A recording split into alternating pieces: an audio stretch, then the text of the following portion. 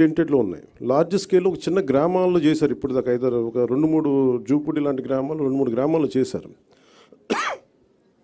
ఇప్పుడు మీరు అడిగే వాటన్నిటికీ ఈ ఏమేమి ఇబ్బందులు వస్తాయి ఇవన్నీ, అందుకని that's why we said pilot project. అసలు ఏమేమి వస్తాయి అనేది ముందు మాకు అవగాహన పెంచుకోవడానికి ప్రయత్నం చేస్తా ఉన్నాం.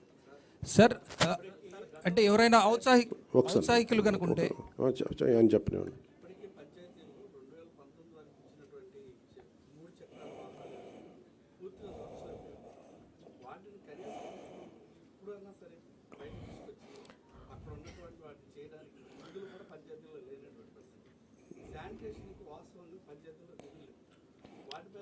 అంటే బ్లీచింగ్ పౌడర్కి డబ్బులు లేవు పంచాయతీలు.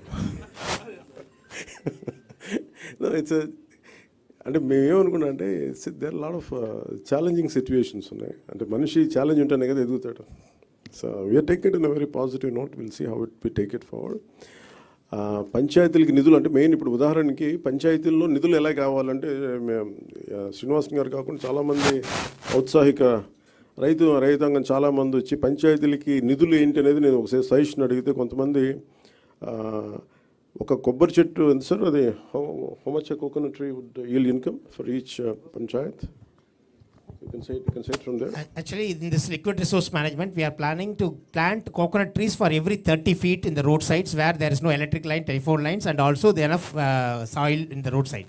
Through that, for example, 5,000 coconut trees if you are planting in the roadsides of the Gram Panchayat, where these coconut trees require only the grey water which is coming in the wastewater drainage.